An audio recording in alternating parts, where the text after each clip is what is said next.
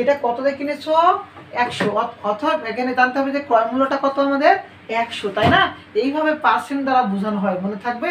তাহলে 1% মানে বুঝতে হবে যে এখানে তোমার একটা যে জিনিসটা কিনেছো সেটা কত, ক্রয় মূল্যটা 100 টাকা। ওকে, তাহলে 1%কে আমরা কিভাবে লিখতে পারি বলো তো, 1/100।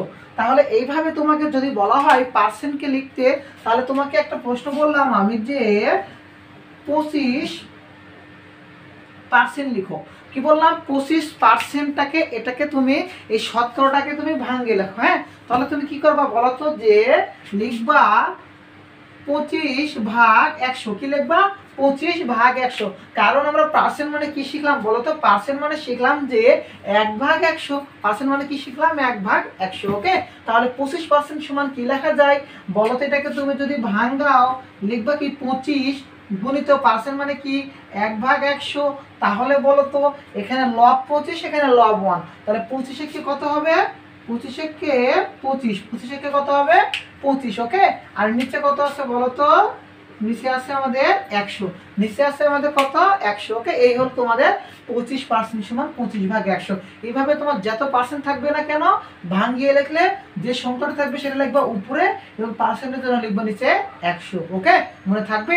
এখন তোমাকে যে এই অধ্যায় থেকে যে সকল প্রশ্নগুলো করা হয়, ধরো তোমার এখান থেকে বলা হয় যে এই পার্সেন্টটাকে দশমিকে করতে বা পার্সেন্টটাকে ভগ্নাংশ করতে, তাই না? বলা হয় কি পার্সেন্টটাকে কি করবা, দশমিক করবা, নয়তো পার্সেন্টটা কি করবা, ভগ্নাংশ করবা। তো এই সকল অঙ্কগুলো ধরো তোমাকে আমি যদি এইভাবে লেখাই, দেখো তো আমি পার্সেন্ট না লিখে শতকরা লিখলাম। কি বললাম, পার্সেন্ট না লিখে কি লিখলাম, শতকরা লিখলাম। ওকে, শতকরা। আর এটাকে লিখলাম আমি, একটাকে লিখলাম দশমিক। কি লিখলাম, যে দশমিক।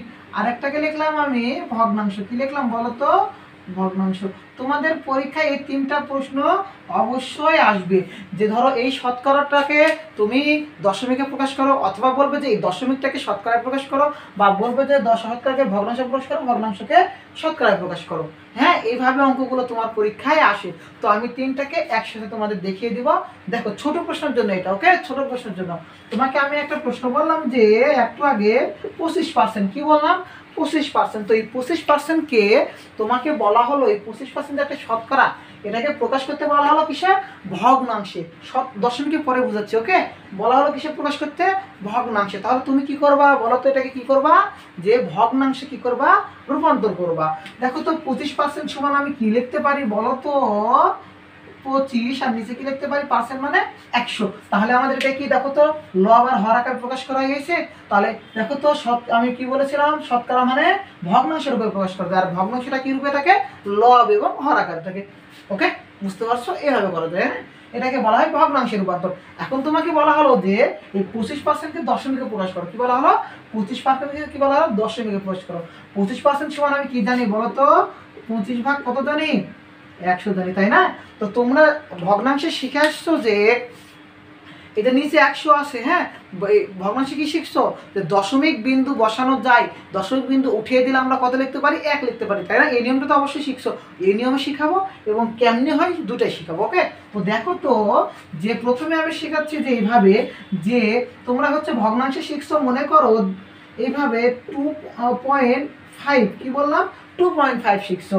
তো বলা ছিল যে ভগ্নাংশে তোমাকে এই যে দশমিক তোলার নিয়ম একটা বলা ছিল, যে সংখ্যা থাকবে সেই সংখ্যা লিখবো, সেই সংখ্যা লিখবো, এবং যে দশমিক থাকবে দশমিকের জন্য কি লিখবো, 1 লিখবো, এবং